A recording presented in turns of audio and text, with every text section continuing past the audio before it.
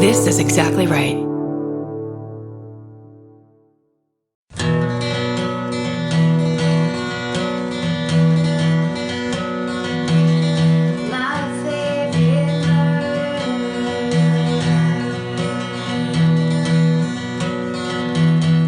Is that it?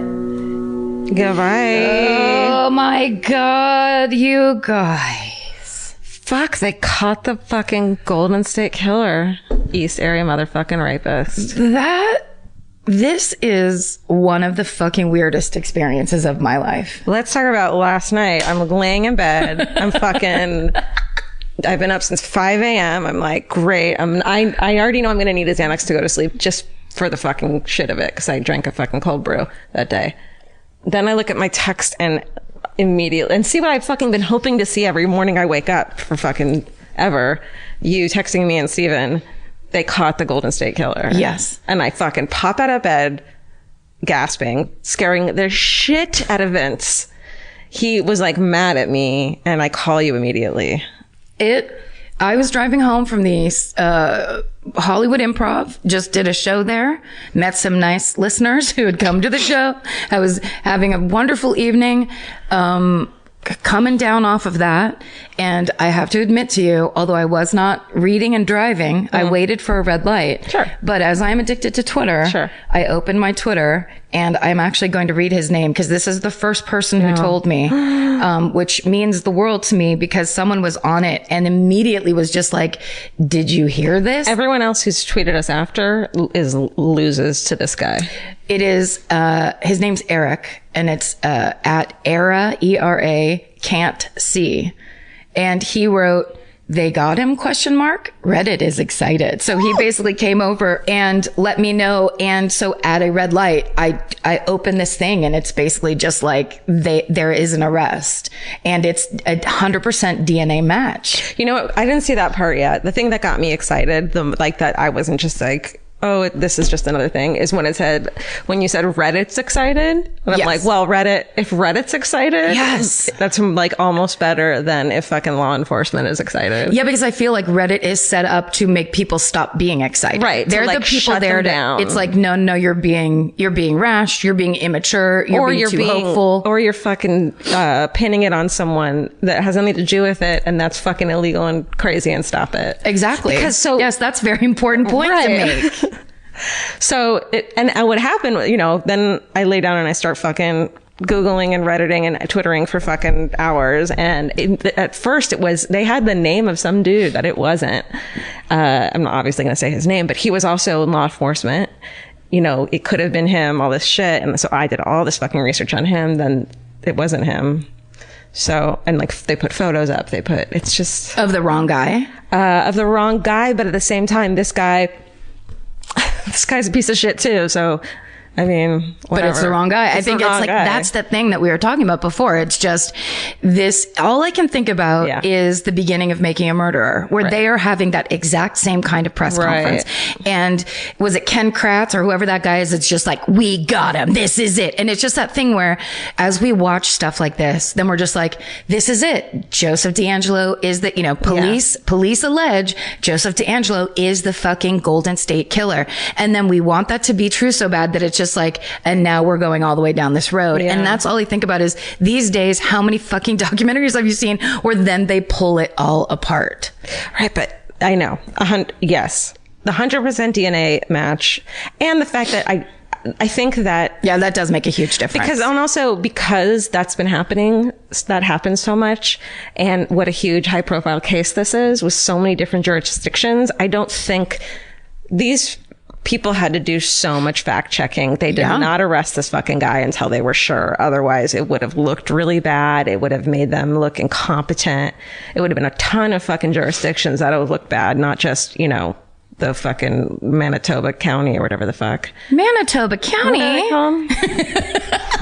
Oh my God. Okay. If you could get one question answered right now. Well, can I just also say this? Yeah. Never in my life have experienced this. From the moment you and I started talking last night, I had Georgia. So I text that, then fucking thank God Georgia calls me, because I was like, if I have to be by myself with this information, I'm going to lose my mind. Yeah. And Vince gave zero shits. He fucking fell asleep immediately. Well, that'd be like him going like, oh my God, Mankind is going to star in a movie or something. Or like, I want to care. Well, I just said to him as he was leaving, we were supposed to go to breakfast.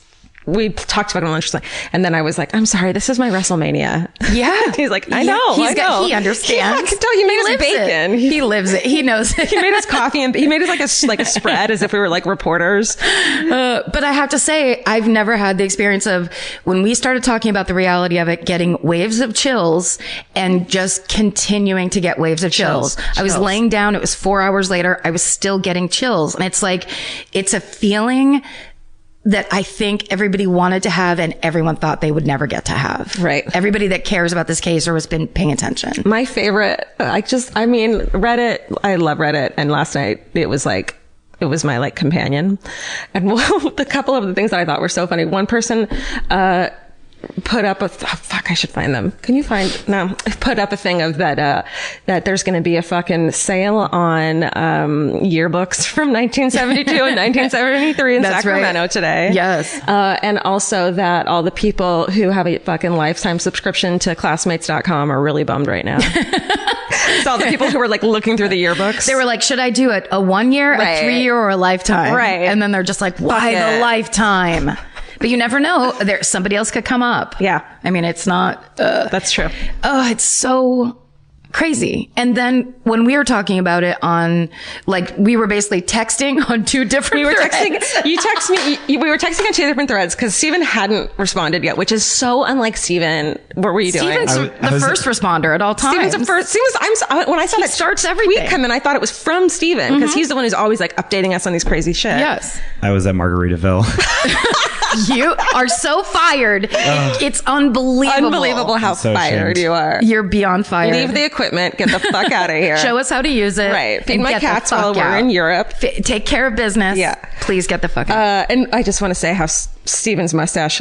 Did you see me keep trying to videotape you? A little bit. You caught me. There's no it's casual my, way. Anxious thing of I was just nervously holding on to it the whole time. Well, I just wanted to be like, this is how it is. I had my fist in my mouth. Yeah. Like I couldn't bite my nails enough. I just had to then go full fist like an infant. I mean, we were leaning closer and closer into the computer as it was going on. Right. Oh. Okay. But also I have to say, and just as like the casual, almost like, as this infotainment. That was such an unsatisfying press conference because we know he's in custody. We now know his name. We know that fucking mugshot is so uncool. It is so unnerving and upsetting looking. But he did have some scrapes on his forehead, which it looks like the cops may have accidentally thrown an elbow. Well, here's what I took away from them explaining how they detained him, that they were suspecting he was going to try to kill himself. Which I know is something that happens a lot, like with older suspects when they finally find them and they get that knock at the door and they shoot themselves. Yes, that's right. So it sounds like maybe they had I'm just obviously conjecturing out of my mind, but maybe they had to fucking tackle him to get a gun away from him. Yes, or they had some kind of, like they were so prepared because they had gone through so much heartbreak that they already had a guy coming in his back door. You know what I mean? Something like that where it's just like I would, first of all, I'm so mad Paul Holes didn't get to talk during that. What you have basically. Well, Paul Holes' appearance fee is way too high at this point for he's standing in the background. Dinky press conference. He was like he was the wallpaper of that entire press conference. What if it was just like, step forward. Cutout. It's not even him. He sold them the cutout for $500 for a one-time use. And now it's going around to all the craft stores in the area because all the people that knit and do hand stitching and all that are like, yes, Paul Holes. But I wish we could have just gotten the reason those reporters kept asking the same question over and over, and then Anne-Marie started to get a little pissy because Anne-Marie's like, I control the information. You can tell she's just like, I don't like this fact that there's data miners that know more than I do. Totally. Clearly. But just the idea that we just want someone just walk us through real quick the day before up to the arrest. Right. How, what, where. Right. Or even I mean, of course, what I'm dying to know is what, it's the thing of what led them to suspect this person enough to collect his DNA. Was it a tip? Was it, was he on a list? It had to have been a tip, right? It had to have been. Otherwise, why would they have? I mean, he fits the profile is what's obvious about it. He's 72 years old, so he's in the right time frame. He had access to police scanners, which is something they always suspected because he was a cop, which wasn't something that they had, didn't seem like something they were looking into, but that many had access to, there's like little things there that would have made him a suspect, but I bet there were thousands of those people. For sure. So there had to be at least one or two tips of and then we look at the photos side by side of him at that time, the Navy photo of him and the fucking, a couple of the sketches are dead on. That hairline is a super match. That's the thing I love to do. Yes, that's right. The lips, the nose in that one picture where his eyes are real sunken in. It's like we were just talking about how, and what we should put this up on Instagram, but the photo that is the most realistic and creepy that always gave me chills looks the least like him. Yes. And the one that's kind of like, oh, someone didn't know how to fucking draw looks the most like him. It's exactly him. Apologize to whoever fucking drew that. I'm a piece of shit. But see, don't you think that that's, obviously, but that's part of what all of this is we've been in a panic making things up this whole time of here's my theory. Here's what I think, this thing obviously leads to this thing. How can you not think it's this person? Because look at this. He did these things. My obsession is I was secretly in my mind, but never had the guts to say it was he's some kind of a gymnast. He works at Cirque du Soleil. That thing of him jumping over fences and shit is so not the average person can do that. Well, I wonder if, as we talked about in the episode where we did the Skylight books with Patton and everyone, where they had that tip come in that someone came into a hospital with a broken shoulder, and they had checked because they realized that jumping over a fence, he wouldn't have known that there was an incline. Oh, right. Right. So they went in and they asked hospitals around, did you get some character coming in? And there was a dude coming in who fucking had a broken shoulder. As soon as they were onto him and realized that his ID was fake, he fucking bolted. And then the East Area Rapist was fucking out of commission for a couple months. Yes. Fucking probably recovering, allegedly recovering from his shoulder injury. Yes, because you can't do all the things, that horrible things that he would be doing with just one arm. You can't control two people, tie them up, all that shit. So maybe that's the fucking thing that they were this dude has a old shoulder injury. I don't know. It had to be someone who put it together. And now, so let's I think it's both of our favorite piece of information that we have learned, that everyone else has learned online. Yes. That the reason that Joseph DeAngelo, who the police suspect is the Golden State Killer. Right. The reason he was kicked off the police force in Auburn is because he was caught shoplifting dog repellent and a hammer at a Pay and Save in fucking Citrus Heights. Tell me where that is. What's the place? What are these places like too? Are there rural? Because you're from there. They're rural as fuck. So rural it's actually not. So Auburn is rural as fuck. Okay. Auburn is my college roommate lived there, is from there, and it's very it's not suburbs. It's no, it's rural, horse people, farm people. It's also rolling hills with lots of coverage of oak trees. Okay. Is it beautiful and people have expensive houses there? Yes. It's expensive secluded houses? Exactly. Or cheaper kind of big houses? I think it's a full range because you can live there cheaply. Right. But also on a nice, an acre of land that looks amazing. Okay. Everything comes with two oak trees type of place. Jesus. Okay. Is the feel. Okay. Also, remember that story I told you about the girl my roommate was friends with who got up in the middle of the night and there was a man in the hallway, so she's just started making that noise? Yes. That's Auburn.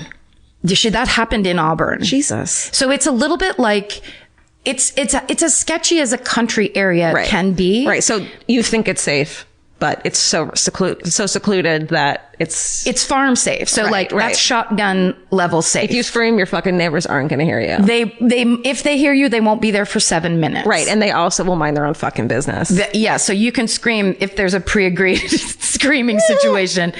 But, so my point with that was, then and we talked about this in the Skylight Books episode, discussion, him cutting that dog open. I now want to know when he got caught for shoplifting. Goleta. It was. So is it before or after? After.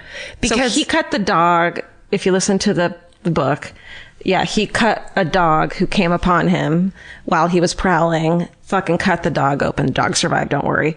But the dog repellent's interesting for two reasons. Because one, that this fucking hound dogs who are sniffing his trail, and in the book they talk about how they lose the fucking trail at some point. They can't follow him. And also, the victim said that he had a weird smell that they couldn't place. Right. Which I've always wondered about. I got an email recently from a fucking cool dude who was like suspecting that it was a migrant worker.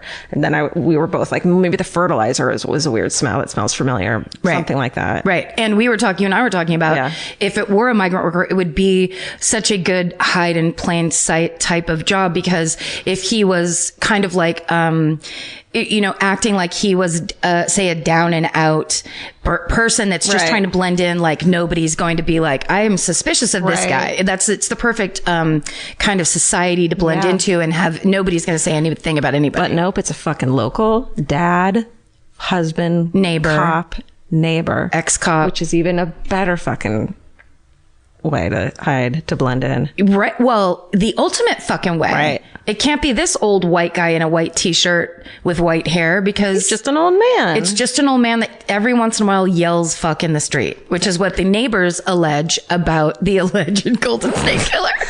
On the alleged news that we allegedly watched a minute ago. Oh my God. And then we were talking about, so one of everyone's favorite clues or like conjectures is that at the town hall meeting that was had about the East Area rapist while it was going on, he must have been there because a man stood up and said, I don't believe that he'd be able to break into someone's house when the husband's home, and no man would let that happen. And 3 months later, everyone's like, a couple days later, no, 3 months later, that man's house got broken into, which could have been a coincidence. We don't really know, but and they were attacked. Right, they were attacked, and the husband got tied up, and his wife was raped. Horrible. So, God, he was a cop? He would be so much less suspicious to be there. Like when we're looking at the photo of who's in the crowd, we're not looking at the cops, right? The people in uniform. I would fucking glance right over them. Yeah, especially like if he had the cop thing, and it would be interesting to be able to figure out when that news conference was, or whatever they called it, the town hall meeting, I think, yeah. And because they said he was an Auburn cop from 76 to 79. Right. So did that lie in that time frame? And then he could have even been standing in the front. Yep. He could have had his uniform on stage, fucking with a bunch of cops. Which is the thing that, so we were all texting with Billy Jensen last night, who helped finish Michelle McNamara's book. And he's also a crime reporter himself. Right. And we were talking about all of this where it's just like, we were just saying, he said himself, I'm afraid this is a dream. Yeah. I'm afraid this is a dream because it's all becoming so cinematically, like, it's so heightened that it's a cop hiding in plain sight. Yeah. It's just, everything about this is as surreal as it can be. And then, on Reddit, they're talking about like, well, why would a cop steal? But someone was like, it makes sense as someone who likes a thrill. And the East Area rapist, it almost was like he got off on almost getting caught because he did a lot of fucking creepy, weird things that were over the top. Dangerous. Yeah. And so someone needing to get off on like just stealing a quick thing, that would make sense. That fucking kleptomania thrill that you get. But also because he was a cop, I bet you he had seen things where they found the receipt for something and traced it back. And they only make these kind of hammers and carry them at this place. So he's like, there will be no trace of any of this stuff. So because he left stuff behind a lot. Yeah. And so, but almost like, why would he do that unless he did it on purpose? Because like he's saying, you can't catch me. Or you can't trace this to anywhere because I fucking stole it. Yep. I know he's working on like fucking 9 different levels. I wonder if the hammer like had the name of the store on it the way some of them do. And it's like he was going to leave it behind to be like, I was even at this store and you don't know who I am because I didn't interact with the sales girl or whatever. Yeah, because then it would lead people there and then dead end. Because then this girl, Sally, would be like, well, I sold a hammer to this cop dude that I know. Dead end. Doesn't matter. Nope. Wouldn't happen. Yeah. No trace. It's beyond. They have to make sure he doesn't kill himself. They have to get him to talk. This is the part that gave me the most fucking chills that anything ever has. There's in Michelle's book, and it's known that sometimes he would start crying in the middle and say, "I'm sorry, mommy," or "fuck you, mommy," and like kind of lose it. And a lot of people were wondering, you know, was that just him? Is that like a red herring? Is he trying to throw them off and make them think he's crazy? Something like that. Okay. So this guy, the fucking amazing sleuths on Reddit, did all this fucking sleuthing. This guy, Joseph fucking D'Angelo, when he was younger, was engaged. They found the engagement fucking article to a woman named Bonnie. Bonnie married someone else. He married someone else. And that was in 1976. And one of the women who was sexually assaulted insisted that no, he laid down and said, "Fuck you, Bonnie." Fuck I remember you, Bonnie, that. not "fuck you, mommy." Wow. So...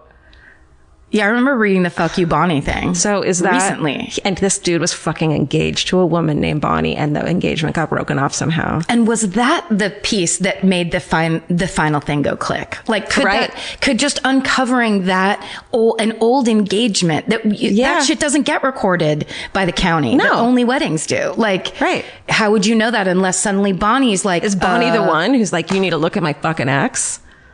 I broke off my engagement with him for whatever fucking reason. For this reason and that reason. Does he like to eat fucking dog repellent? I don't know. Wait, what? That was the other one. There was another one that was fucking great. What was it? Jesus Christ. I'm like so shaking. It's like a million. It's almost like the feeling is supposed to be that like the Homeland red string board. Yeah. It's almost like now we're done with that, but actually a brand new one is starting. There's even more now. There's even more of those red fucking things. I want to know like what connection we still don't know what connection he had to the other cities. There's always been this guess of like there was the city planner, maybe he worked for an architecture firm, right? So what's the thing about this company he worked for? Billy Jensen was telling us about it too. So there was an article that they found, or it looked like it was something out of an old yearbook. So this is like the yearbook this is data. Okay. And it said that I think it might have been his little thing. They used to write a little chunk under instead of like a yearbook quote. What was in and what instrument he played. So he worked for a place called Sierra Hoist and Hall or some shit like that. Yeah. I have the name in here. But essentially I said to Billy, like, maybe that's because they always thought he either had construction connections, or he was in a class learning how to be an architecture or like a landscape designer. And that's because of the homework fucking piece of evidence, paper, which is like my favorite fucking evidence in the world. It's so creepy. And on the back of Is this from your spin-off podcast, My Favorite Evidence? Oh, I didn't tell you? Read evidence. In a fucking monotone voice, where he writes punishment on the back of a piece of paper. That part in fucking I'll Be Gone in the Dark is chilling. Okay, go on. It's so scary. So no, but in high school, it's just there are things on that. That company. He was a diver, which divers have like nut bodies. Like you have to be fit like crazy and humongous calves. Right. Swimmer. Divers, they have to stand on their toes on a diving board. Their calves hold themselves up. And that means he was a good swimmer probably too, which is like calves for days. Yeah. So wait, tell me more about the company what do they do? I don't know. I have no idea. I just saw that the thing that he sent us, it's Sierra Hoist and Crane. So it's basically if you have anything that you need pulled up by a crane. I thought those were last names. Or pulled out. No. It's like the two things the company does. They hoist stuff and they crane shit. And they will drive a crane somewhere and they will hoist the fuck out of something for you. Dude, I was like, Mr. Hoist and Mr. Crane? I wonder why they hired this teen. Mr. Hoist was the worst boss. He was such a dick. You couldn't be 4 minutes late. Oh my God. Yeah, so there's just a little bit of that, like, it's just these things that we have no idea how they actually apply, but then your mind is going crazy of like, but just for years thinking about this stuff and not having the answer, and suddenly just being like, oh yeah, hoist and crane means they pulled trees out of the lots where they eventually built those, that's what my mind did of like, and I said that to Billy Jensen. He's like, possibly. I know Billy Jensen's being like so. We harassed Billy Jensen last night. I deleted it before so he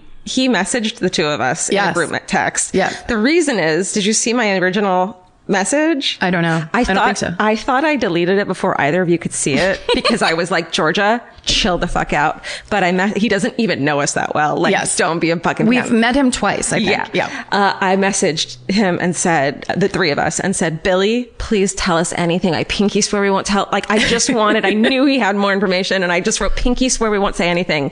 And then immediately it's like, you are fucking psychotic, Georgia. And I deleted it.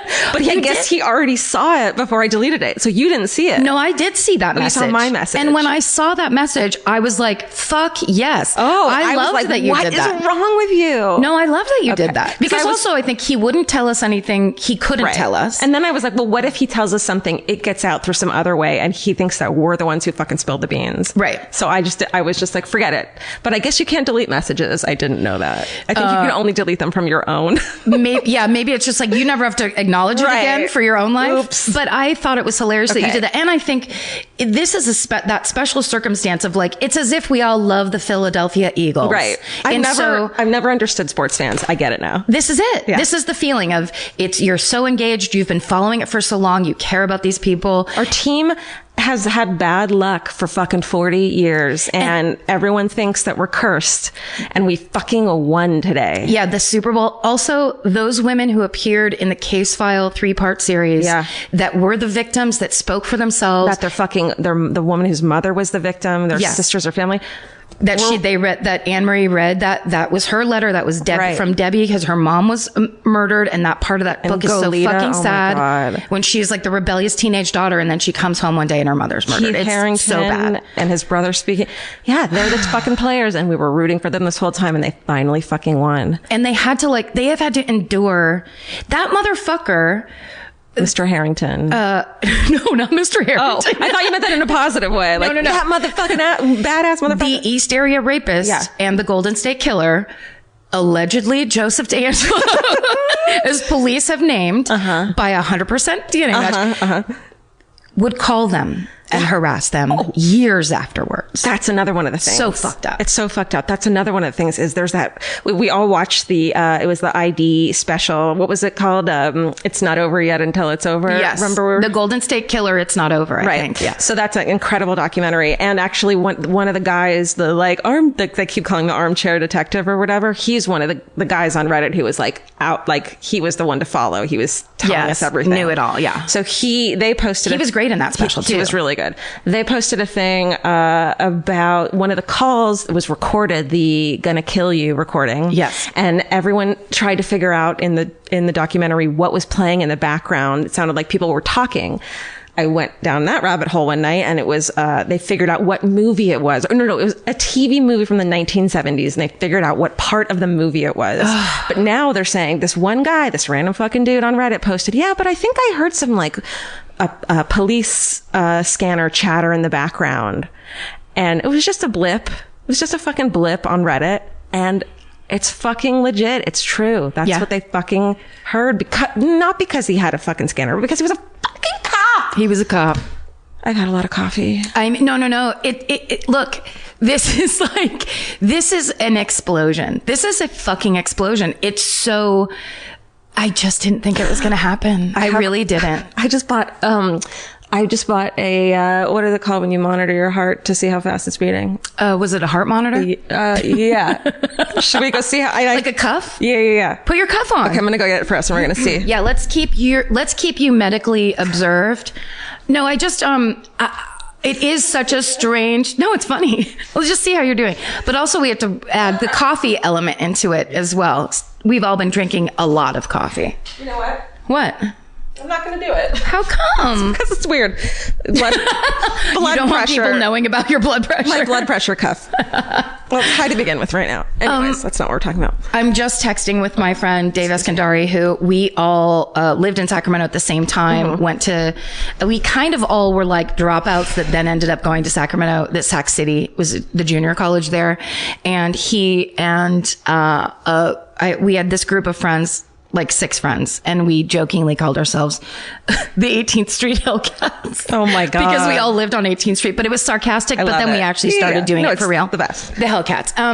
But he texted me this morning and I was like, isn't it weird we lived there? Like, this is this thing that in all my egomaniacism, I'm just like, but this is a weird thing where this is part of my history. Like, I do know I had like when I said to my sister today, I of course called her in the morning, was like, they caught him, he's this, he's that, da da da da da. And when I said he lives in Citrus Heights, the man they arrested lives in Citrus Heights, my sister goes, oh, remember when we used to have to drive out to Citrus Heights when I had to do that thing for work? And like, we started talking about, and it's what I've already told you, but there's a bleakness, or there was in the 90s, the 80s and 90s in Sacramento, and this like, these long streets that went on forever, and all it was asphalt and mini malls and a horizon that had nothing on it.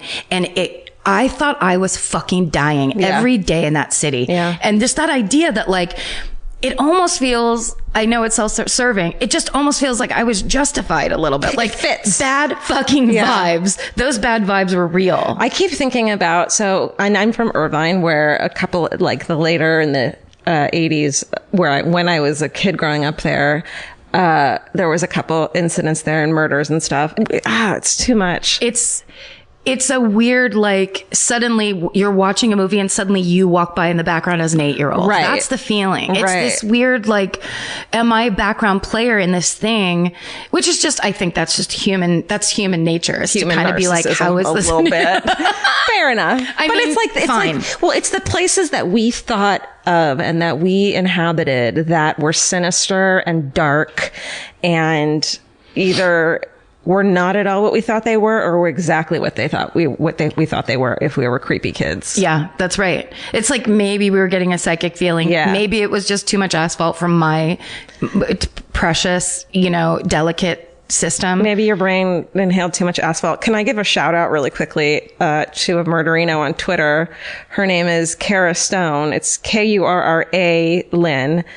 She tweeted, just snuck into the press-only conference for the Golden State Killer by saying I was with SSDGM Daily News. Honey. And did she make fake press credentials, or did she just you don't need them if you're confident. She just nailed it. She had her little hat with the word press on the ring. Oh, wait. She says, I'm kind of freaking out because I'm wearing my Murderino shirt and everyone else is dressed very nice. I didn't think this one through. Then let's see what she wrote. Will you be live tweeting? Blah, blah, blah. She said, I'm trying to look casual because people are staring at me. Yep. I love her. Girl, she risked it all much for the SSDGM news. Someone says you didn't lie though. Yeah, that's true. With us. You are now. Yeah. Then I think that's all she wrote. She's probably in fucking jail, right? County jail, because we'll bail her out. We will not ever. If you do something, you're on your own. Steven will use his money that we pay him finally. His birthday money. We got him a U.S. bond bail money for his birthday. Mm-hmm. Okay, that's it. It looked like they were having that, obviously, that press conference like in front of the station, River. So I wonder how they would have gotten it, like you're not allowed in and you are allowed in. I think pretty easily. I bet she could like roll parking on parking lot style. Yeah. I mean, yeah, I've lied by saying I'm with my community college journalism team to get into like things before. Nice. It's not true. What else? It wasn't true that you were on the journalism team, or the whole story you just told me wasn't true? No, the journalism team. I don't know if you just immediately go, that's not true. Team? I've never snuck in. No, that's true. Howard Dean conference.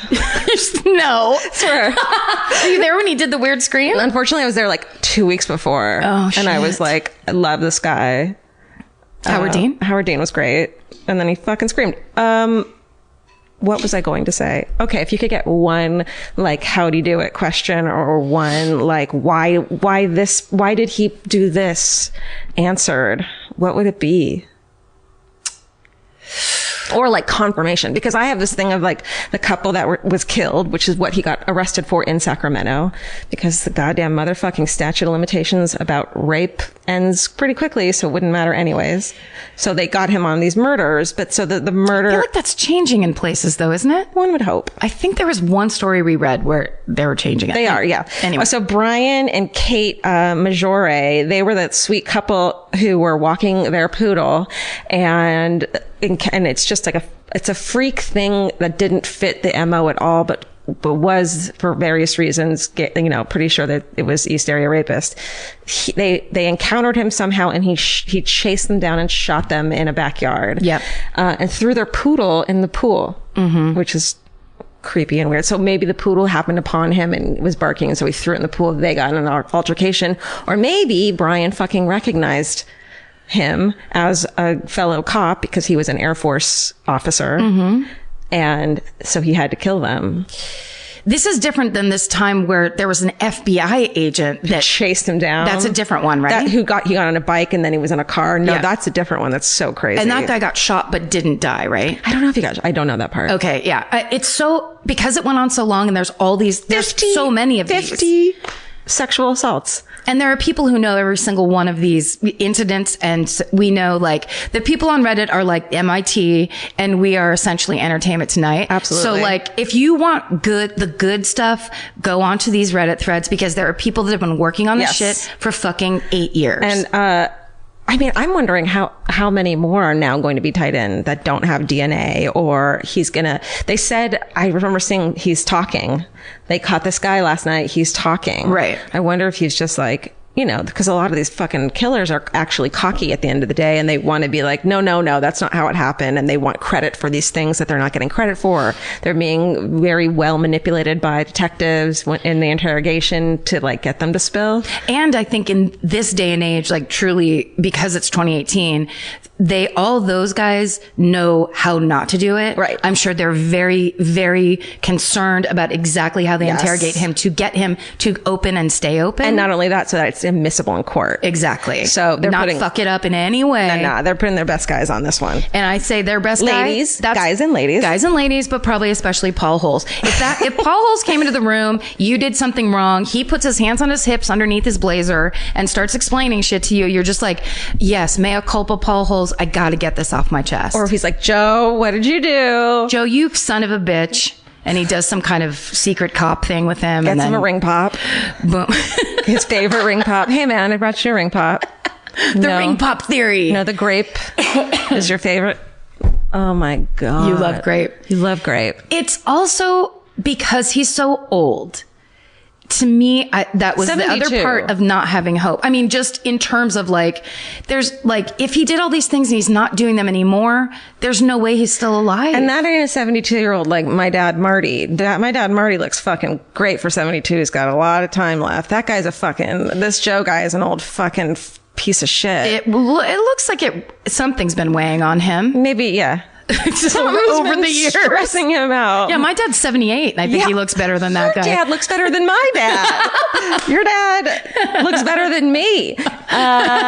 Keep it healthy. You got to keep it healthy. You got to walk every day. The trick is don't have baggage hanging over your head, like being a fucking rapist and murderer. Being like a serial rapist to a degree where I think, and also I understand that Anne-Marie was like, quit trying to say that a bunch of other people did this work and we didn't do it because we've been doing the work. Sure. I get that. Or like, I wonder if even Michelle McNamara, they want to say thank you for bringing it to the public eye, but like giving her credit might even piss them off somehow a little bit. Well, some of them. It takes away from the people who do it for a living, maybe. Right. But or how many, I just wish one person had said, before Michelle McNamara started writing articles, doing all the shit, writing for fucking different magazines, saying we need to call him the Golden State Killer. Right. We need to collect all these things I'm gonna together. Interview everyone. I'm going to go to all of the scenes. Yes. I'm going to make these cops talk to each other. Dedicate my life to this. And there was an element of pressure from her that they're not going to talk about being pressured, of course, by a citizen. Right. But I think that her bringing it to the media made them go, yes, we are working on it. And like, maybe that is not always a positive thing with the police and like data miners and armchair experts. But at the same time, no one was fucking talking about it before. And this was a thing that, like, of all the murders and rape cases in the nation, it was obscure. It was not well known. If this fucking hashtag right now was, what was it? Earons? Yeah. East Area Rapist, what was it? East Area Rapist. Original Night Stalker. Original Night, it's Earons. Right. If this fucking hashtag was Earons right now, do you think it'd be half as fucking blowing up as Golden State Killer? Right. Which is like the fucking, they were right. A beautiful, catchy name. Go listen to, there's the 3-part podcast called I'll Be Gone in the Dark that just explains with all the players how this book came to be. It's really well done. It's a really quick listen if you just need to catch up. Get all the info. And one of them is that they knew that this needed a fucking better name, you know? Yeah, because it needed to reflect that he fucking terrorized the entire state in all these counties. There was no jurisdiction that was more important, although, you know, Sacramento obviously is the grandfather and the original hunting ground and all that, but that all these other things happened and it had to be cohesively approached. And I do think that, and maybe that's just because that's what I like. Yeah. But I think her going around and getting evidence herself and just being like, fine, I'll do it. Just copy it for me. Made everyone else go like, no, we got it. Yeah. Like she wasn't going to stop. She branded this fucking thing. She really did. And that's brilliantly. Yeah. Brilliantly branded. And then wrote about it. Oh, I know we talked about it so much, gorgeous. But I just, it's like, I told my friend today, it's fact prose because it's as dry as facts can be. She then turns it into this thing where suddenly you're looking at a picture. You're not reading a sentence. Poetic. Yeah. And words incredible. That I would never use, but fit so perfectly. I don't know what that's called. Good writing. You know what I did last night? I was like, okay, finally, I'm just refreshing everything. It's the same information. It's fucking 3 a.m. There's nothing new. I took a Xanax, which is, I never do anymore. And I knew I had to. Yeah. And then you were almost up for 24 hours. I know. Yeah. Then I put in my headphones, which I always do to fall asleep. I've been listening to, I needed something nice and light lately because I've been listening to fucking I'll Be Gone in the Dark at night and it's been scaring the shit out of me. Yes. Been listening to fucking Douglas Adams lately, but I fucking put on I'll Be Gone in the fucking Dark in my headphones and fell asleep to it. Wow. And it was awesome. Because it's a different story now. I was not freaking out and I was not scared. My heart was fucking happy as I listened to it and fell asleep.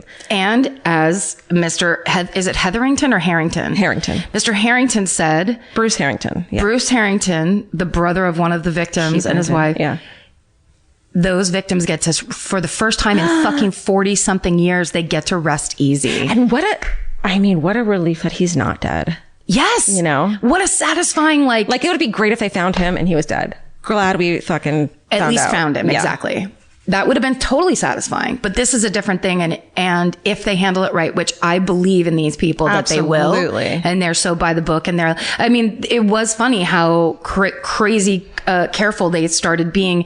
It's like, why take questions if you're not going to answer any questions? But also, how about Anne-Marie getting super pissed when they're like, is it related to Mr. Cruel? And she's like, no. Yeah. Where it's just like, wait, what's the problem? Yeah. All these Australians are like, we're just waiting to hear if our guy's been caught too. Right. Because there's so many, I read the same article everybody else did, but I was surprised I didn't know there were that many MO matches. Yeah. The eating, like sticking around and eating. Yep. And surveilling for like weeks and months beforehand and all that. Oh, it's so creepy. So crazy. What else? What else would you want to know? I want to know what the connections with the other locations are. Obviously, especially Irvine. I already texted my dad and said, hey, did you know an ex-cop in Irvine in 1986? That's such a good idea. You're like, did you ever hang out and talk to this guy at the donut shop or whatever? Maybe. I didn't. That wasn't a slur against cops. It was the first place I thought of. Where we want to be right now. Where would Marty hang out? Like a Whole Foods type of place? Yeah. Mothers. They were called Mothers Market back then. Because he's a little bit of a hippie, right? Oh, he's a fucking carib-eating hippie. Kidding me? Now, was Janet a hippie or was she just playing ball in the 70s? They were just like the health food fanatic hippies, smoking pot, chilling hippies. Out. Yeah, but they weren't. They were yuppies. Oh, okay. Yeah, they were total yuppies. Got it. They were. Can you be a yuppie and not have money? They lived the yuppie lifestyle. If you could see this written, it would be fuppies, but faux yuppies. Faux yuppies. Faux yuppies. That's exactly right. Yuppies. It would still have AUX, but fuppies. I mean, I can't even think of what I want to hear of those near miss times. We know of the ones, but like cause I read that book by one of the other investigators, and he wrote a like self-published book that's that thick. It's so long and crazy, but it was basically just his firsthand experience of over and over again getting called to these houses where the victims are sitting on the couch crying and they had this horrible thing happen to them. And it's so incredible. One of the times he talks about was a time where police pulled a guy over the morning after an attack. He had all this weird shit in his car and they let him go anyway. And he got on the freeway north and basically toward Auburn. Shit. Yes. And that part of the story, it's just like no one knows. And that was my thing, alleged fucking all this other legal shit. But it's like, if he was a cop and they saw him in his car, did they just go, oh, it's that guy. Go ahead. You're fine. Yeah. Or like when you're a cop and you get pulled over, you fucking when they ask you for your license, you hand them your fucking cop ID and they're like, oh, go ahead. Yeah. It's over. There's no discussion. There's no question. It'd be fucking disrespectful. Which I wonder if he kept all this shit around him. So even if he was kicked off, the fucking dude still dressed up like him. And the prowling, maybe he wasn't prowling. Maybe he was fucking walking around dressed. Well, I guess someone would have said they saw a cop dressed. Yeah. A cop by himself would be weird. A cop car might be. No. I don't know. I would want to know also about the real estate element. That thing where there was a guy that used to show up at open houses that would be across from places or, I mean, that whole part is, I don't even know. I just want to know everything. Me too. I think we will. I hope we do. I wish Billy would call us. Oh, you know what they were saying? I was going to ask you because they were trying to get at this press conference. They were just trying to get Anne-Marie and our boy, Scott Jones, who I'm positive I drank with at Popeyes in the late 80s. Popeyes, the worst bar in America. He looks so familiar to me. He's like every guy I had a crush on in Sacramento. But they were trying to get them to answer questions about that surveillance time. Right. How exciting is it to think about those cops where they were in the lab? They were like, it's a fucking match. Now go surveil him or here's the thing. We need the thing to match it. It wouldn't be the match first. Yeah. They would go to get the match. This guy looks good. This guy looks good. It's 18 points on the 20-point chart. Right. And then two guys go sit in a car waiting. Now tell me, Georgia, you are now one of those guys. Okay. Or ladies, because anything can happen in this day and age. And we say guys and we mean people. So you are a police person that's gotten sent to surveil this very good looking suspect for as long as it takes so that he comes out and spits on the lawn, throws his cup in the ditch. He's a litterer. What is he? What do you see? What's your dream thing of how that surveillance happened that they snuck his DNA? Okay. Or legally acquired? Well, I mean, it's real. I feel like it seems so simple. And the most obvious one is if he's a smoker. But the problem is, say he is a smoker and he puts a cigarette out in an ashtray. Well, there's no way to prove that that's his actual butt unless it's a brand new clean cigarette ashtray. But maybe he's a smoker and he flicks his fucking cigarette. That guy doesn't look like a fucking health nut to me. So maybe he's a smoker. He definitely looks like a smoker and a person that drinks a big gulp all day long. Absolutely a big gulp. Yeah. So, I mean, they have their ways. The spitting on the ground is good, but it'd have to be like, I remember there was one case where they did the spitting on the ground, but the only way they were able to use it is because it had just rained. And so the spit was sitting on top of the rain and the cement. Yeah. So it wasn't like part of the ground because then it'd be like, well, they couldn't introduce all the other spit and weird shit that was there. Exactly. Or maybe they arrested him on something else and got his DNA through that way. Like, you know what I mean? Maybe but he probably was so careful. Yes. And there's no way that they would have been like, we got you for you ran a stop sign. Hey, can we get your DNA, by the way? No, not that guy. Then you'll never speak to that guy again. He's going to lawyer up. Not the guy who, was caught for shoplifting a dog repellent and a hammer. And then when they said, you have to go under review for the Auburn Police Department, said no thanks and just took being dismissed. Right. Because he didn't want to even talk about it. Okay. Well, so allegedly from what Reddit has told me that he has two daughters that were born in 81 and 86. So of course they're my age-ish. I looked them up on Facebook. Are we friends? I don't think we are, but I want to know about them. And did they read I'll Be Gone in the Dark? Did they ever say to mom and dad, hey, were you guys freaking out at that time of, at that time, you guys, we lived here? Because that has happened for other killers when their children suspect them. Really? Or family members suspect them. Yeah. Isn't that the Happy Face killer's daughter is the reason? Like, she's the reason. Is she the one she wrote that article recently? What's it called? Like, I don't know, but she did have a TV show for a little while where she would go and meet she interviewed BTK's wife.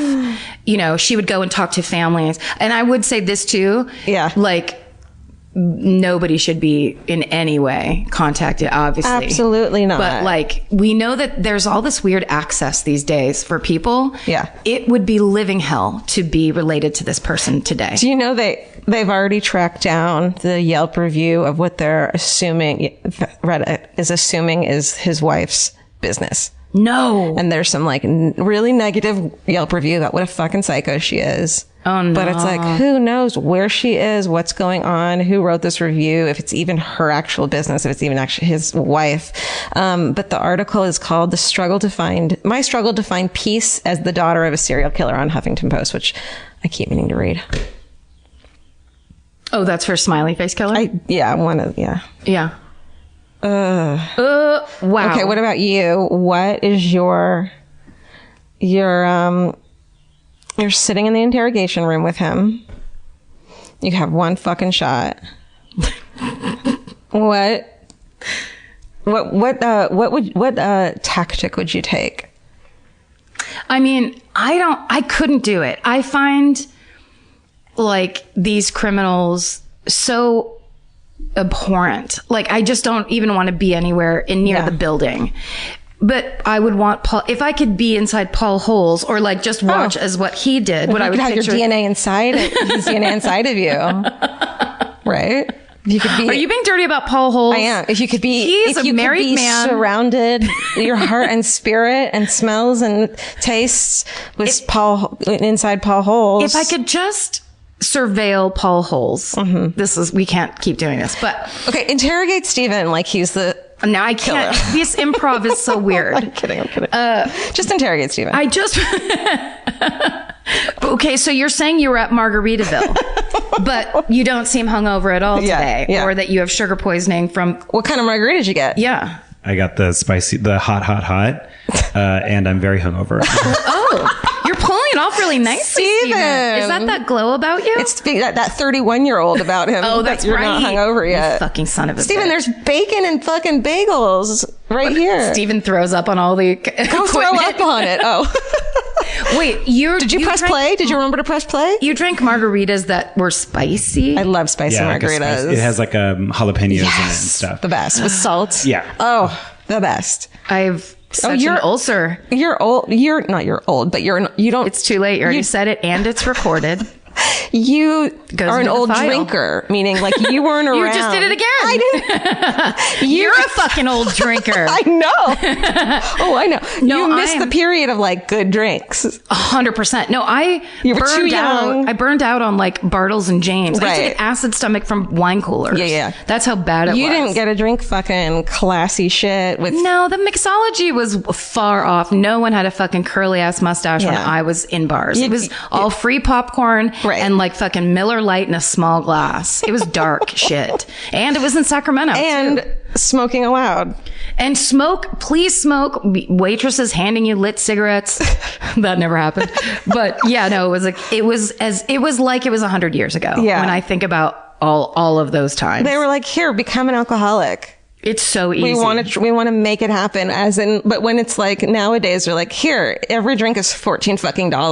So you can only be an alcoholic if you're rich as fuck. And if you come anywhere near us with a cigarette, we're going to murder you. Right. It's you have to be some kind of a connoisseur these days to be an alcoholic, which I just don't have the energy for. And you see an alcoholic and you're oh, that guy must be rich. Yes. Because you're buying drinks that have those huge ice cubes in them that are like designer ice cubes. And they measure everything. So like it's like 1.5 ounces of alcohol. And you're like, it doesn't matter. I'm just going to swallow it really fast. Like giving my dog a treat where I look at George and go, please just chew this twice. Like, please. And she'll just go, like, I'll give her leftover steak from like a dinner we were at, and I hold it out and she inhales it. She doesn't even taste it. I'm like, bite it twice. You'll love the taste. Even better. Elvis does that too with cookies. He sometimes just swallows them whole. And then fucking alligators. Where were we? I don't know. With America's #1 meal kit, HelloFresh, you'll get easy, seasonal recipes and pre-measured ingredients delivered right to your door. All you have to do is cook and enjoy. HelloFresh makes cooking delicious meals at home a reality. From step-by-step recipes to pre-measured ingredients, you'll have everything you need to get a wow-worthy dinner on the table in about 30 minutes. Say goodbye to endless grocery store trips and takeout. HelloFresh has you covered. There's something for everyone, from family recipes to calorie smart and vegetarian, and fun menu series like Hall of Fame and craft burgers. HelloFresh has more 5-star recipes than any other meal kit, so you'll know you're getting something incredible. HelloFresh is flexible and it fits your lifestyle. Easily change your delivery days, food preferences, and skip a week whenever you need. Break out of your dinner rut and make deliciousness part of every week with HelloFresh. I love that even though HelloFresh is super easy and they make it really basic and like straightforward, you still feel like you're cooking this like incredible home cooked dinner. And that makes me feel good about myself. And that instead of just ordering takeout, I'm actually making something and preparing something at home, and it feels good. So for $80 off your first month of HelloFresh, go to HelloFresh.com/murder80 and enter murder80. It's like receiving 8 meals for free only at HelloFresh.com/murder80, promo code murder80. Go buy. Yeah, a couple people had the great idea that this needs to be an MFM. Do you need a ride crossover? It'd be so Chris Fairbanks is just driving us to fucking Sacramento. You know, we could take the entire drive up to Sacramento to explain to Chris Fairbanks what the entire case is and what's happening. He'd be like, I never heard of this before. And I don't care. And I still don't care. I'm not interested. I also would just like to say this really quick. I know that Georgia posted our text thread where I talk shit about Sacramento. And I just want people to know, lots of people texting and saying, it's not like that anymore. Please come. You're going to love it, blah, blah, blah. I hear you.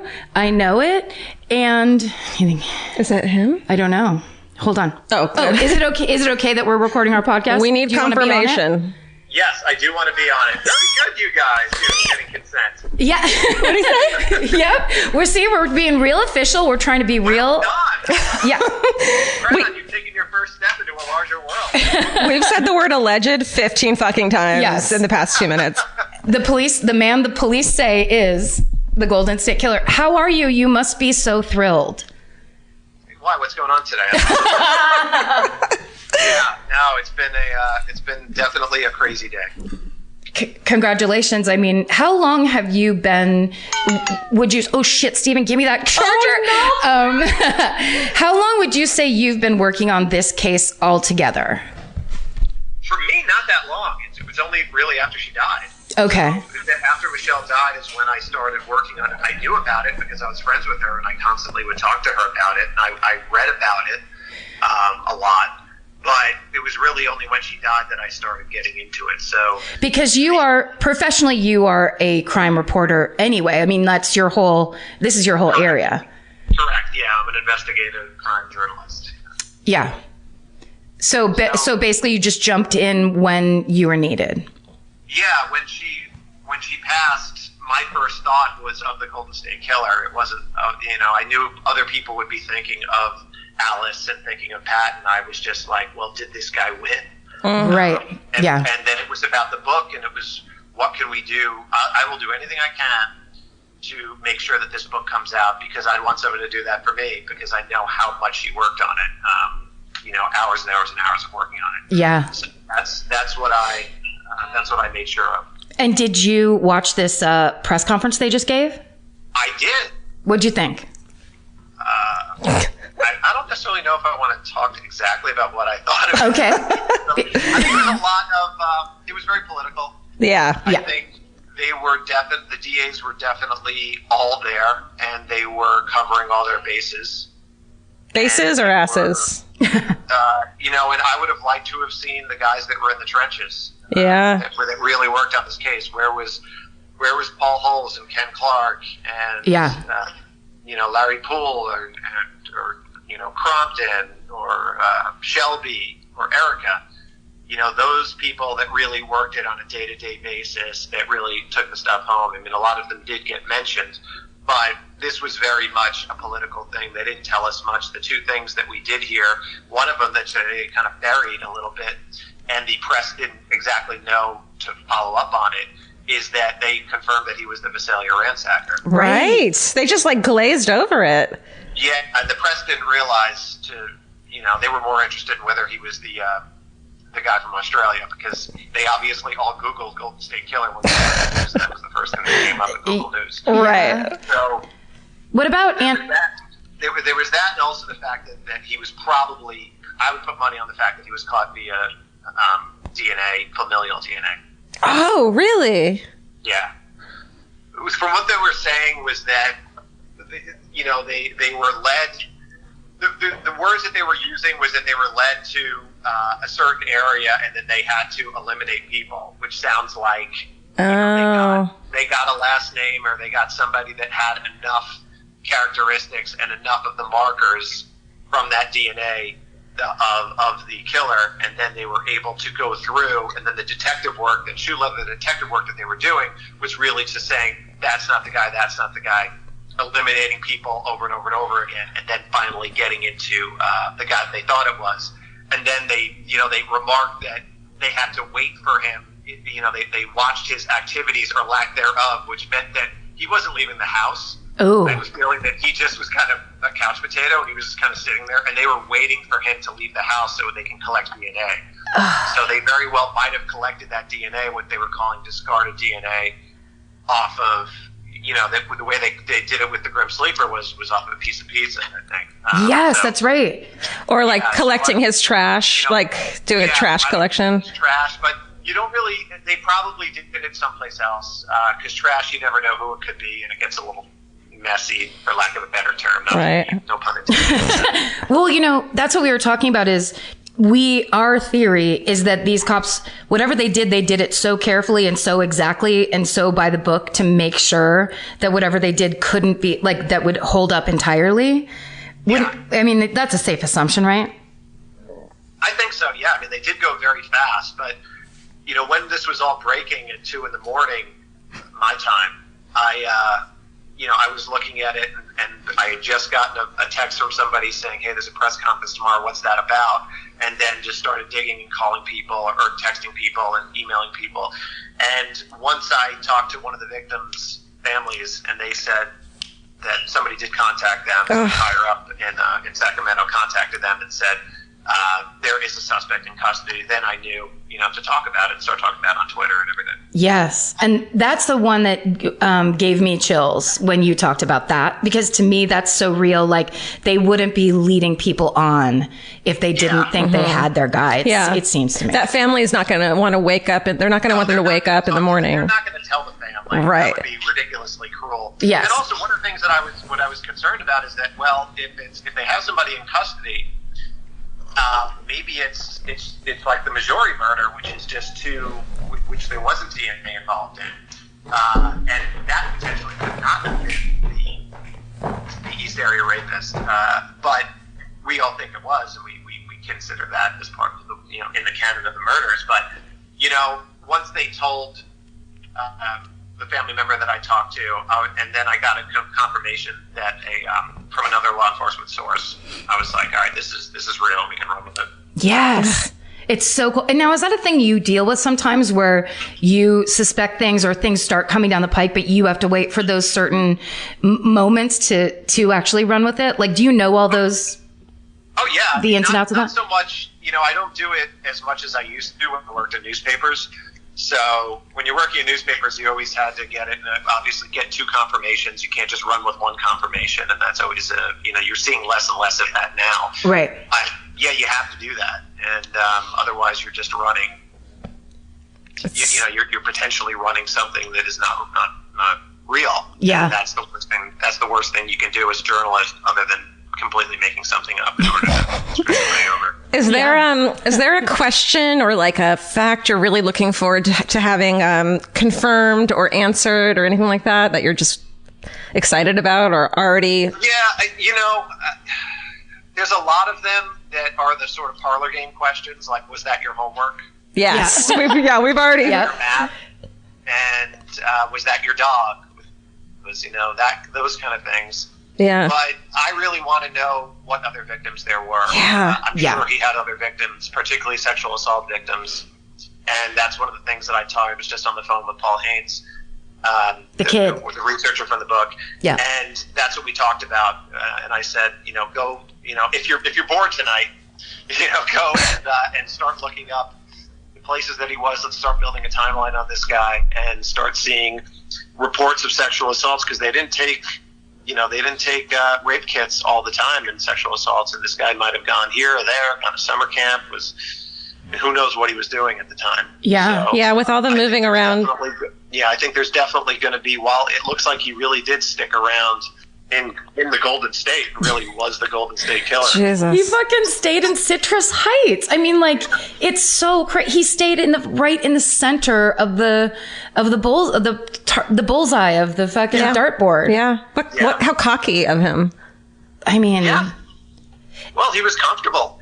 He was comfortable there. Yeah. I think that's one of the main reasons why he would do what he did, and why he would only strike certain neighborhoods, because he became comfortable in those neighborhoods. Yeah. Are there any pieces right now? Like, for me, there's a million that you're like, oh, that makes sense. Like any of those little answers that little questions that are being answered now, that that he's either a cop or he's local or he stayed there or he's still alive. The cop thing, I always thought that he had a scanner. Right. Just because of the way that he knew where the patrols were when they started amping up the patrols, and he would attack at other locations. I thought he had a scanner. I didn't think he had the scanner. I didn't think he had a police scanner, because he was an actual policeman. Yeah. That's going to be the other shoe to drop, in terms of, it's really going to be up to local media, somebody at the SACB, to figure out what he was doing as a police officer. Why? I mean, think about this, and think about how big of a red flag this is. You're a cop. You get arrested for shoplifting. Yeah. When you get accused, and you weren't arrested, you get accused for shoplifting dog repellent and a hammer. Yeah. And they say, all right, we're going to do a disciplinary hearing and everything like that. And no police union comes to your aid, and you don't fight it. Yeah. You just say, all right, I'm done. I'm done. That you never see that happening. That should have been a red flag to say, why does he not want people looking into his background? Do you know what year that happened, the shoplifting and the disciplinary hearing? It was the 70s. I think it was probably 70s. Obviously, probably 79, right? If that was the year he was out of the Auburn police. I think so. Maybe 70? I'm not sure. Yeah. What about, I wonder if that disciplinary thing, they were like, you have all these other points against you. We'll have someone look into it, or you can just quietly resign and we won't look into it. Honestly, I think that could be something there. And I think it was, they didn't, because it was so political, the guys on the ground, the boots on the ground, the real detectives, they would say, oh my God, this was one of ours, or it was somebody that was like us, and they would be upset and want to know it. Yeah. The political people weren't going to mention it. They didn't really mention it. You didn't really hear about it, that this was a former cop. Yeah. How many times was he potentially caught while he was doing his patrols, meaning his nighttime patrols, his East Area Rapist patrols, and flashed a badge? Yeah. Yes, exactly. Was he potentially involved when he was in Visalia? And he apparently was a police officer at Exeter, which was about 10 miles or 11 miles from Visalia. Was he involved in any of the investigations? I mean, this is the other shoe that's going to drop in terms of who could have stopped him when. Yeah. I'm interested more in what other crimes he might have convicted and getting answered. He might have committed, and getting answers from those. But the other thing is going to be like, could we have caught him? And, was it a good old boys network? Obviously, if he was a cop, he knew cop lingo. He knew names of other people. So if somebody pulled him over, or if somebody said, what are you doing in this neighborhood? He could drop names. He could drop lingo. He could just say, I'm doing this or this. And I am sure that happened a couple times. Yeah, absolutely. Must have. No way that it didn't. He was doing everything he could to survive. and that would have been in one of his tricks. Totally. One of the things I noticed mentioned in Reddit of like why it was weird in the beginning is that he's a little older than what was originally thought. Everyone was calling him a teenager. Do you think that there's probably, do you think there was a trigger that made him start in his late 20s, early 30s, which is pretty old to start these things? Or do you think there's stuff that goes way far back that we're going to find out about him that he was? I think we're going to find out about something. I do. But not at that scope. And obviously he didn't know about DNA, so he was leaving his deposits everywhere, you know, so there's going to be little things here and there, but not at the scope. Like pre-Visalia ransacker. Yeah. Why did, obviously, I mean, we saw, he was doing the ransacking, and that was, and he was taking stuff, and then he wanted to amp it up. Yeah. And it's all about power for him. At first it was the power of I'm in your house. Second is the power of I'm in your house and I'm taking your stuff. Third, it's the power of I'm in your house and I'm taking your body. And then the fourth one was I'm in your house and I'm going to kill you. Yeah. Jesus. Fuck. Also, I think it'd be interesting, if they're finding, or they will find, things happening in Auburn, cold rape cases, stuff where if he was a police person in Auburn and was there a woman that came forward that was like, a police officer raped me, but I don't know who it was, and they just didn't do anything about it.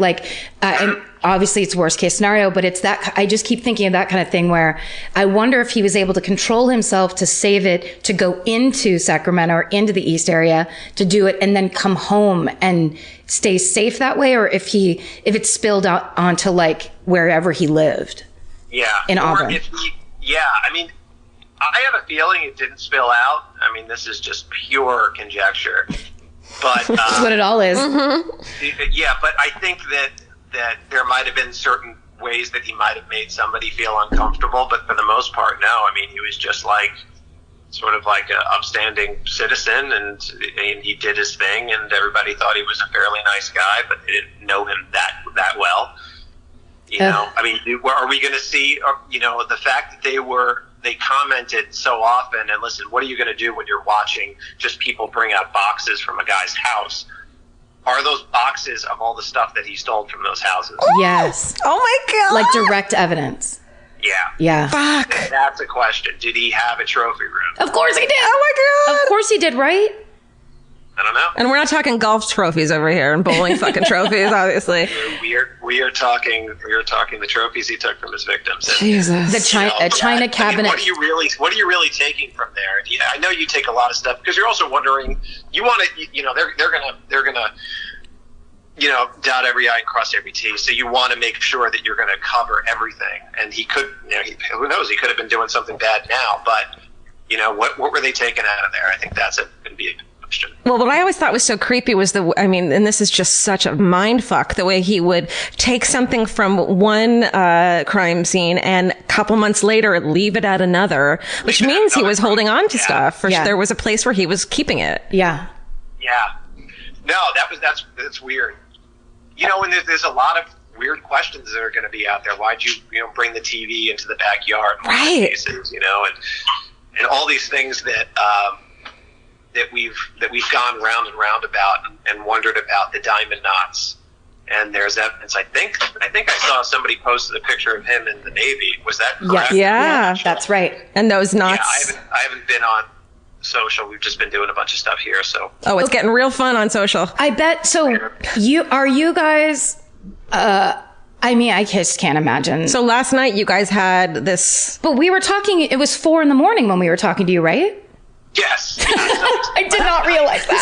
Sorry. Yeah, last night we were in Chicago. We went to Naperville because Gillian Flynn was talking to myself, Patton, and Paul about the book. And so it's cool.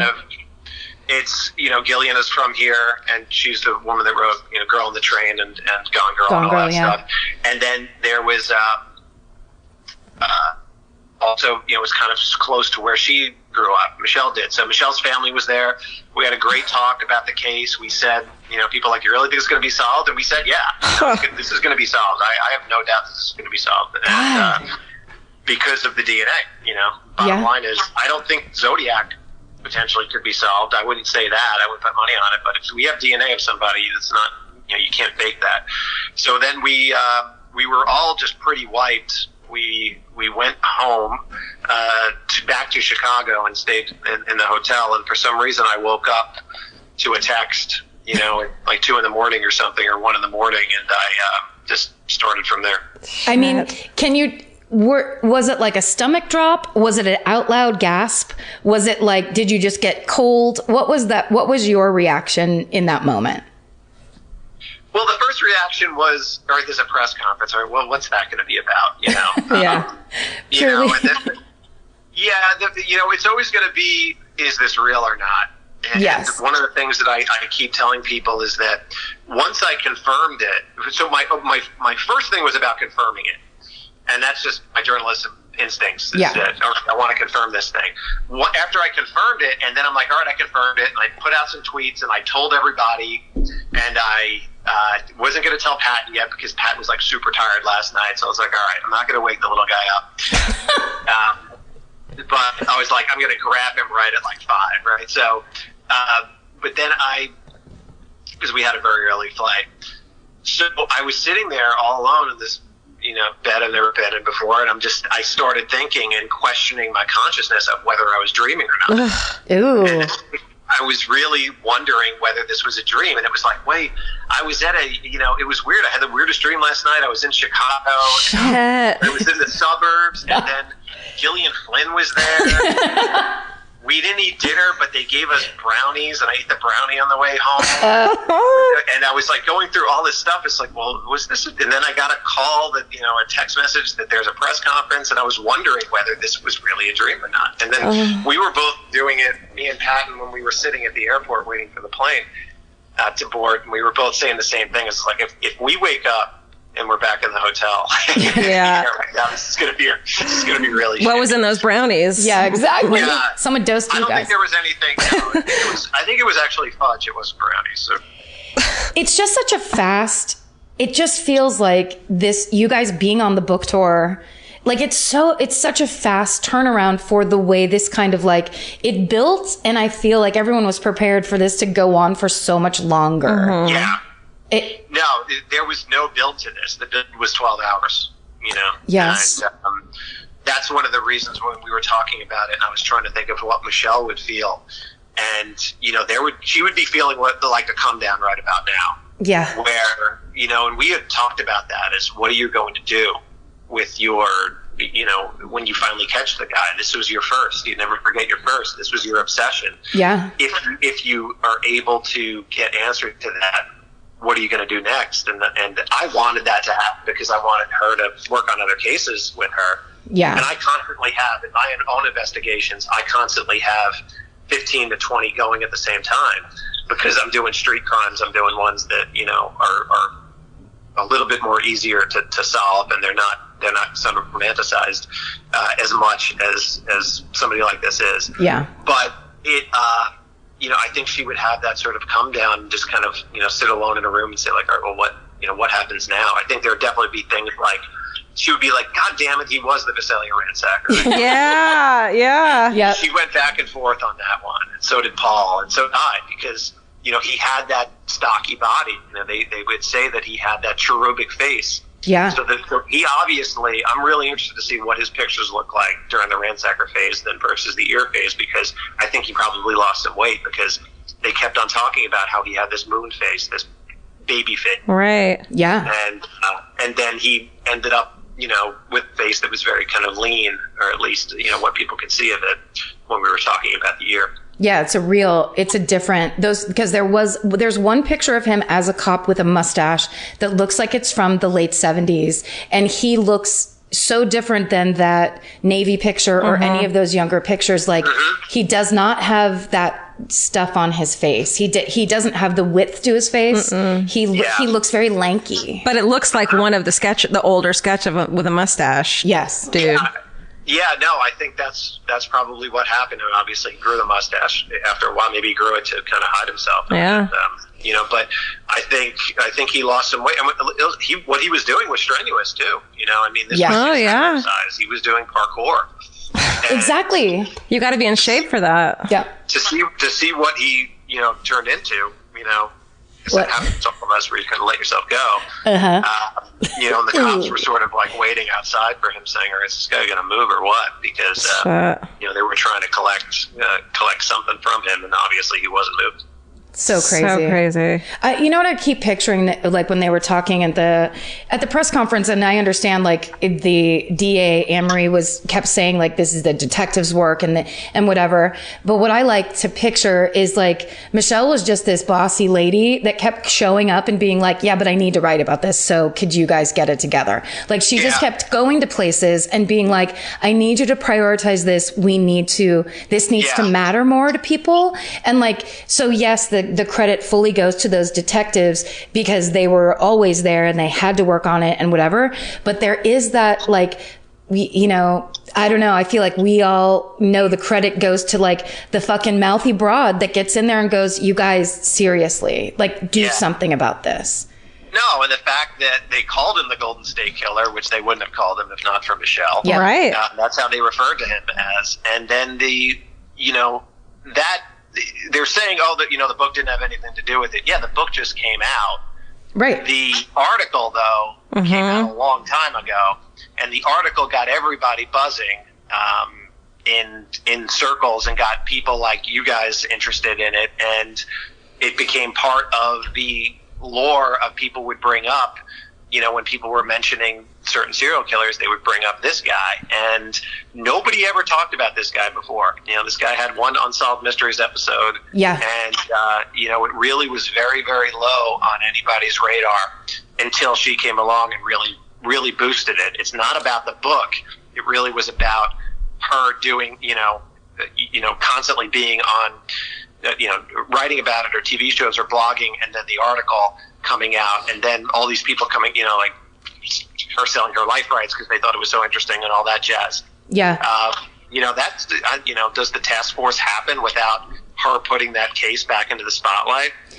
And does she have the kind of engine to go forward if it wasn't for also all those other data miners online that were super dedicated and doing the same thing she was doing, just not actually going anywhere. But like the people that, like when we were talking about Paul looking through every single, or I think it's in the book actually, it's, when he was the one that had already looked through every yearbook, or he'd already, there's just been people who have truly been dedicating themselves to the minutia of this case, like a police person would, except for they haven't been paid. They've just been doing it out of the passion. And the people who the victims are willing to speak to, like someone who's super empathetic and wonderful like Michelle, because they've been waiting so long for the detectives to give them an answer, and they don't want to wait any longer. They speak with Michelle, and that kind of reinvigorates them into pushing the detectives to keep looking into the cases. Yeah.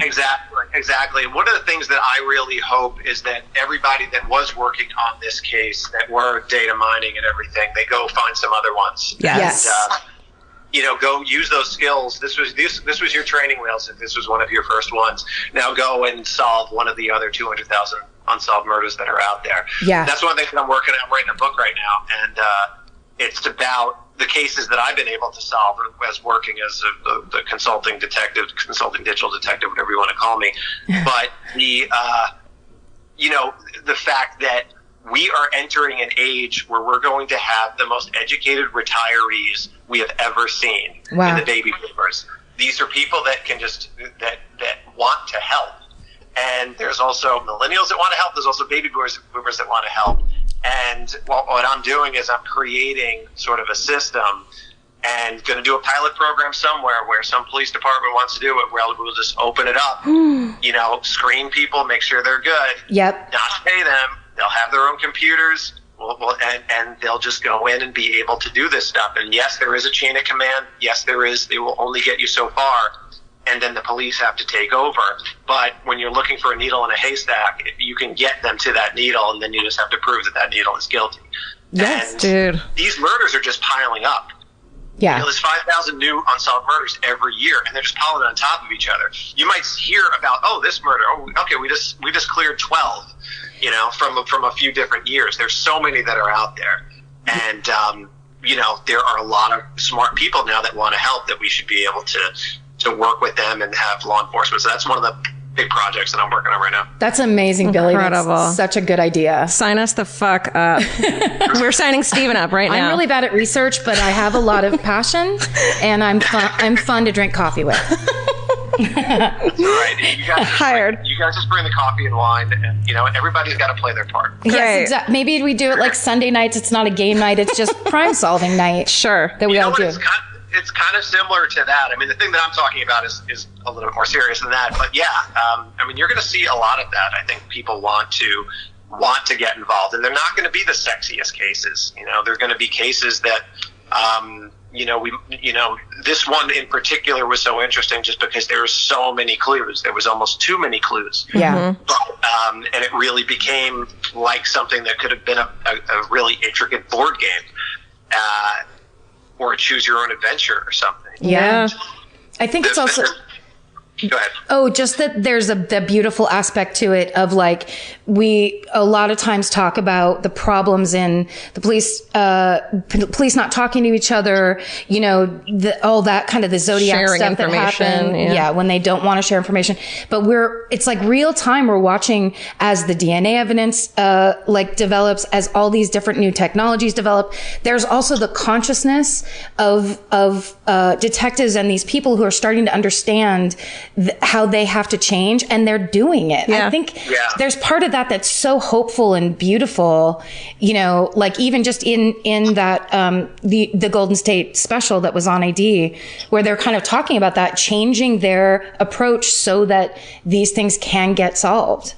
It's a matter of numbers, and it's not like we're getting a bunch more detectives. So if you're adding 5,000 murders every year that are unsolved, you're not adding 5,000 new detectives. Right. And what happens with these detectives is that they might be working on a cold case, or they might be working on a case that happened 2 weeks ago. Then they catch another murder, meaning they have another murder that they need to go solve, and that other one has to take a back seat. Yeah. And the idea of the professional detective has only been around for like 150 years. Before, it was different people that were actually solving these murders, and they weren't necessarily professional detectives. And bunch of Pinkertons. Yeah, well, even before that, it was even before that there were police, real police. Squads that were out there. The police were created not to solve crimes. They were really created to keep the peace and stop riots and stuff like that. Wow. So, I think that you're going to see something along those lines in some place, and it's going to be like community policing, but it's not going to be, walking the streets and doing guardian angel type stuff. It's going to be a little bit more of the data mining variety and using the skill that you have in your neck of the woods. It's so cool. Thank you so much for calling us, Billy. It is amazing to talk to you on a day like this. Yeah. Oh, you're welcome, guys. And hello to all the murderinos out there. Thank you. Keep in touch, please. You guys so much. If there was one thing that you guys have such a powerful platform to talk to people, and you guys are one of the biggest things that are going on in true crime right now, and it's great to see you guys. I don't know if you guys know this or not, but I went to see you at Upright Citizens Brigade once, and there was like 30 people there, 40 people there. Oh, was that the Cracked podcast with Jack O'Brien? No. It was like you guys were just there. I think Margaret Cho was there. And, that was Jamie Lee's show. Yeah. Oh, awesome. Wait, did we meet? We met beforehand at the restaurant, though, right? I think we did. You came and said hi? Yes, that's right. Yeah, so, I know that, there's a lot of people that are out there that just are learning a lot from the stuff that you're talking about. They can look into cases. What I say is, look into that one hometown case that you've got, and just, and if you happen to be a victim or a family of a victim, squeaky wheel gets the grease. That's certainly one of the things that happened here. If you see what Debbie Domingo was doing, she was constantly calling and trying to get information. And if you've got a crime that happened, a violent crime that happened, just keep calling the police. Don't lose hope. Awesome. Amazing. Thank you so much, Billy. Okay. We'll talk to you soon. Talk to you soon. Bye. I guess that was incredible. That was rad. Yeah. Oh, what a get. That felt like a real news situation. I have to say, maybe we can close it up, but I'm like honored that we get to be a voice in the background of this. And like Michelle McNamara, as we've been such a fan of hers, a fangirl of a fangirl crime. And like, I'm just honored that we get to even talk about this. What a magical thing that in real time, it's not like 20 years from now where we get back together to talk about that they finally found the guy or they finally figured out who it is. It's just like, this is shocking. It's thrilling. And yeah, kudos to fucking Michelle McNamara and people keep using the phrase dogged persistence, but I think there's something, it's like this righteousness and this like kind of call for justice that I think we all feel. And I think most people are good in that way where they don't want other people to suffer like this. Yeah. And that's what's cool. It's like all those people at that press conference, everybody that's talking about it, everybody is just like, no more of this shit. No more pretending rape doesn't matter.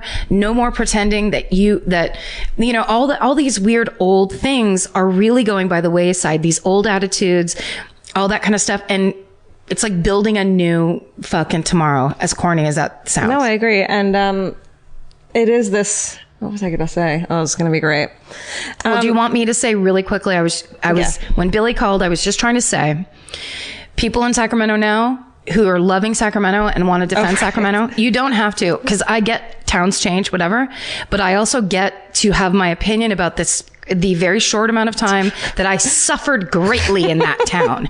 Every day I was suffering. I was a goth in the summer. Yeah. It sucked shit and I couldn't go anywhere and be happy. It doesn't mean anything about you or your family or your fucking grandparents. And we weren't even planning, our tour agent wasn't even planning on sending us to Sacramento, and we insisted because it's become this running joke. Well, and because Sacramento Murderinos are like showing up and they're like, come here. We love it. We love you. So we love that. It's been so fun, but you cannot change my mind about 90s Sacramento. I think they love it. Oh, I know what I wanted to say. Yes. And I love about Reddit, about this press conference, about what I'm sure Michelle would say is that no one is saying, I knew it. I took credit for this. It's because I said this, I said that. It's this, it's wanted to be solved by so many people, and that's so much bigger than anyone's ego. They want it to be solved for the victims and for the victims' families and friends, and to put an end to this fucking monster and bring them to justice. Yeah. And so I love that this fight is not for credit or being the one who solves it. It's about justice. And I know Michelle would be saying something to us along the lines of, no, it has nothing to do with she would be demurring, and she would be rightfully so giving a huge amount of credit to the detectives who have worked on this for years and years and wanted just as much to solve this passionately as we did. So. 100%. And the way that sheriff was saying at the beginning, I wrote his name down, Scott Jones, my party friend, Scott Jones, that he was saying in the beginning, when he became the sheriff, the person who was the sheriff before him was like, this case is huge and important and you have to work on it. So there are all those people that over the years, when they were just trying to go place to place with no technology, with everything was writing everything up by hand and putting it into a file. I saw something that was like one page of files from back then takes 3 weeks for us to like translate. That's so wrong, but you know what I mean. To put into a computer, like one file takes. We have to. It just takes forever to make it. Maybe it's one. Cut that out. I don't know. It was great. But basically it takes fucking forever and it's tons of work. And it was all really hard work back then. It's all paperwork. And those people suffered, the police who worked on it suffered too. Yeah. Like they're the ones that had to go and suffer by not catching him and by meeting more victims. And there's so much. It just is so incredible that there gets to be, at least it's not closure, but it is this it's next steps. Yep. It's real next steps. Finally. It's fucking finally. Fuck, guys. Thanks for listening. Let us know what you think. Yeah. This is really cool. Yeah. I'm thrilled. Me too. All right. Stay sexy. Don't get murdered. Bye. Goodbye. Elvis, do you want a cookie? There it is. Goodbye. Bye.